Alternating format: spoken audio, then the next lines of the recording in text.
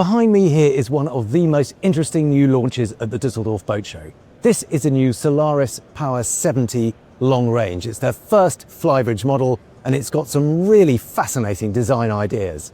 So let's go and take a full look around it. My name is Hugo Andreae, you're watching Motorboat and Yachting. Let's go and take a look. So before we take a look at the inside, let's just take a moment to have a look at the outside, because as well as looking very striking, it is quite a different design. So it is called the 70 long range, and that is because it is not focused on speed and performance, it's focused on long range cruising ability. So it has a semi-planing hull, it has twin Seakeeper 10 stabilizers, and it should be good for a top speed of around about 24 knots. Now, starting price for this is 3.6 million euros ex taxes. Realistically, on the water, it's more like 5 million. But wait until you see what it looks like inside. This is a really original and very striking new model. So let's get on board. Let's start the tour then at this stern platform. And straight away, you can see we've got an enormous hydraulic section of this bathing platform. It's not quite full width. There is a little joining point here, and that whole starboard section there is all hydraulic. That will lower down into the water. Of course, gives you lovely access to the sea if you're swimming, but also enables you to launch a tender. But you don't have to keep the tender on the platform, because under this panel here, there is a great big tender garage. Now that is large enough for a 4-meter tender in there. So that should mean that it keeps it out of the way when you don't want to see it, but very easily launched using the hydraulic platform when you want to use it. Now it steps up into the cockpit on both sides.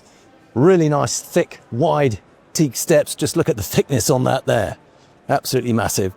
Lift up there, you've got access for shore power and so on underneath that. And then up into the main cockpit area. Now, on a lot of 70-foot Flybridge boats, this tends to be a slightly cramped zone. Here they've gone for a really long open aft end. Maximize the use of that outdoor space. Now, as standard, this area here is left open and empty for freestanding furniture. In this case, the client has asked for molded-in furniture and gone for a couple of facing benches. I think that's a pretty smart idea. You've got a lovely sociable arrangement here. You've got the option to shade it overhead. There is an electric canopy that extends out. That will go all the way, equally tucks up in there. And then as you move forward from that, a couple of things to point out. First of all, on both sides, we have these lockers here. And these have a very specific purpose. So I might be able to show you that one-handed, because if you open them up, you can see they are dedicated Seabob stowage lockers. Really cool idea. And you can see we've got gas struts here to help take the weight of that. So it's not too difficult to do it even one-handed, as I've just demonstrated. One of those on each side. Just tuck it away. Equally can do that one-handed. Close it up, job done. Really love that. So many boats have Seabobs these days, but not all of them have special dedicated lockers in order to stow them. In the middle here is the dining area, and they've done something rather clever here too. They've got a privacy blind that comes down just between these two pillars here. You can see we've got one pillar here, one the other side. Electric privacy blind lowers down. It means when you are moored stern to in the Mediterranean, for instance, you can roll that down, and then you've got a very nice private eating area, but you've still got the benefit of being outside. Another one of those Seabob lockers on this side. Now this is the entrance to the crew cabin. As standard, that is just literally a lift-up locker in the deck. The owner of this boat wanted a better access to it, and so has put a much more substantial opening. We'll have a look down there in a minute. But in order to balance that, to keep the symmetry going, he has opted for a second box over on this side and used that to rather good effect. This is obviously not the crew entrance, but if we lift this panel up, I think I can do it one-handed. Oh, I might need to get a little bit of extra help. There we go. He's gone for a second helm station. Again, really handy when you're mooring stern to be able to stand here, maneuver the boat, looking over the platform, so you can see exactly how close you are to the quay. Since we got a bit more space, he's put storage locker in there, a little fridge down there or ice maker, and a sink here. Again, if you're picking up lazy lines, got dirty hands, really clever place to wash them. A couple of other cool features to point out in the cockpit area. You can see we've got controls for all the different moving things. There we've got the privacy awning that I spoke about earlier. That is for the aft canopy that extends out over that seating area. And this is for the drop-down TV. So if we look up there, press the button, hey presto, TV whirs down.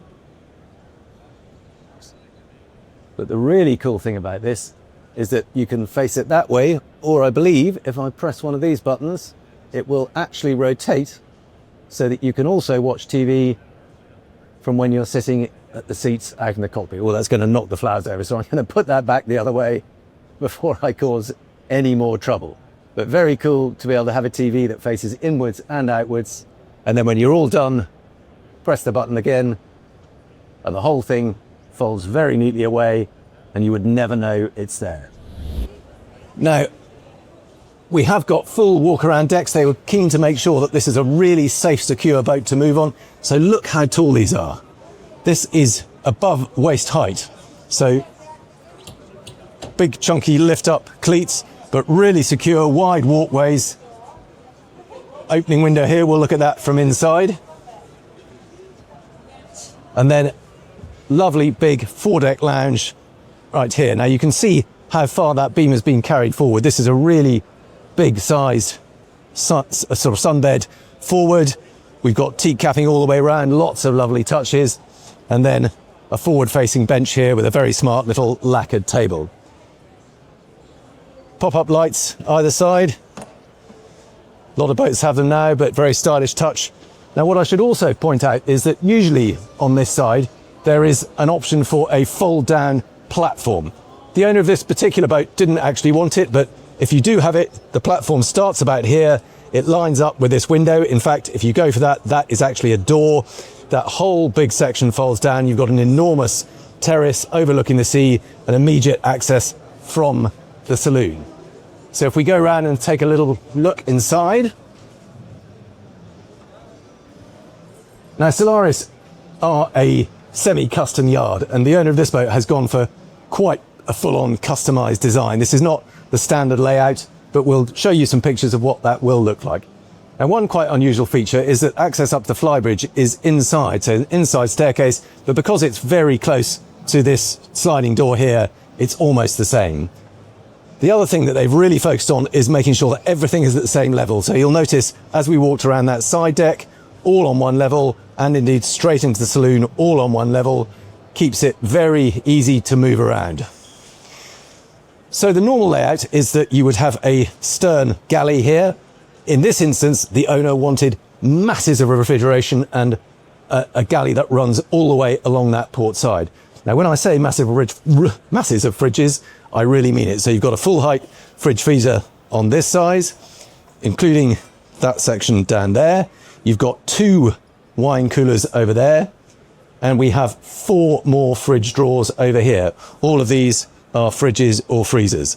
So clearly that is not the standard layout, but if you want it, you can have it.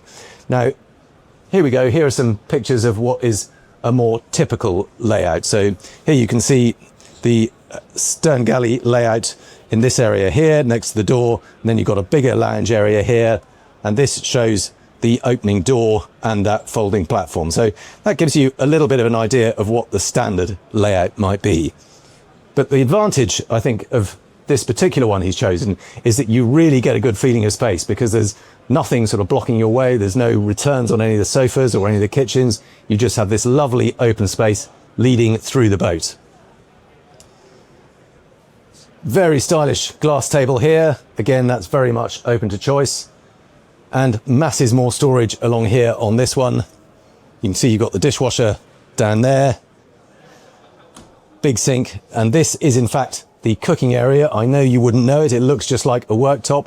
But if you look very closely, you can see the buttons to switch it on there. And these little rings in here are in fact induction rings. So it's very stylish, very concealed Italian galley that is all integrated into that side there. But this is normally where you'd have the big opening door and that folding balcony.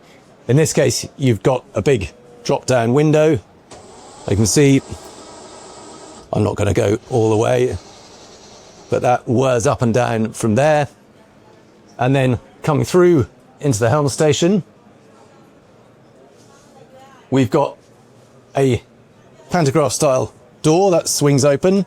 So you've got plenty of fresh air when you're sitting at the helm. In this case, he's gone for a single helm seat, really sort of secure, supportive. Standard layout is more of a bench here. Once again, that's been fully customized for this particular owner. Nice clean helm station design, triple screens. It is on Volvo IPS drives. We'll talk a little bit more about that when we have a look in the engine room, but standard twin Volvo throttles, joystick, and a bow thruster down there too. Over on this side, bit of a storage unit, nothing much to show you in there. And then down into the lower accommodation deck, which gets really quite wild down here. So very nice light pale woods everywhere. 4 different cabins down here. So we're going to start in the full beam owner's cabin. And this is really quite glitzy. We've got lots of lights going on in here. Big windows in the hull. Smart wood framed TV on the wall there. Sofa down there.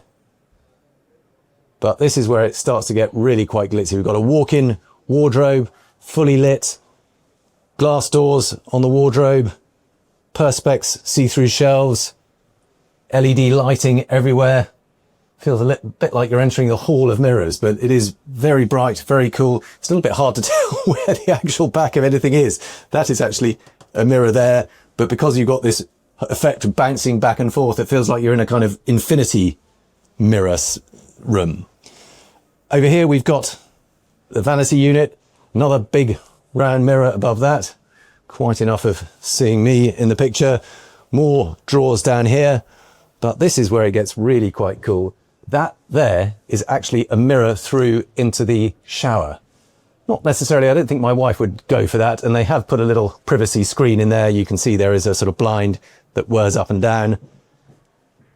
Very similar here, glass door into the bathroom. Love this backlit marble effect here, super cool. You can brings out all the sort of colouring in the veins. You can see exactly what's going on. Hull window there, big electric loo, and here is that particularly funky shower. Got sort of strips of different coloured marble going on here. There's that window through into the bedroom. No door at all, you'll notice, just channels in the floor so that the water drains away. Quite cool. Not necessarily going to be to everyone's taste, but you've got to admire the quality of the finish and the adaptability of the design. Now we've got a small single bunk on this side. Not a crew cabin. My goodness, that is really very narrow, but you can just about tuck your feet in there. There's a bit of storage behind the glass here. Then forward, we've got a double on the starboard side. Actually, pretty decent sized cabin. It is up against the hull side rather than a full walk around bed, but perfectly decent sized bed. Storage behind here. Now, normally you would have a second access into the bathroom, so you would have ensuite access to the bathroom. Again, the owner has gone for something a little bit different. He's got a pop-up desk so that you can sit at the desk there and do a bit of work. And this is the bathroom that it would normally have ensuite access to.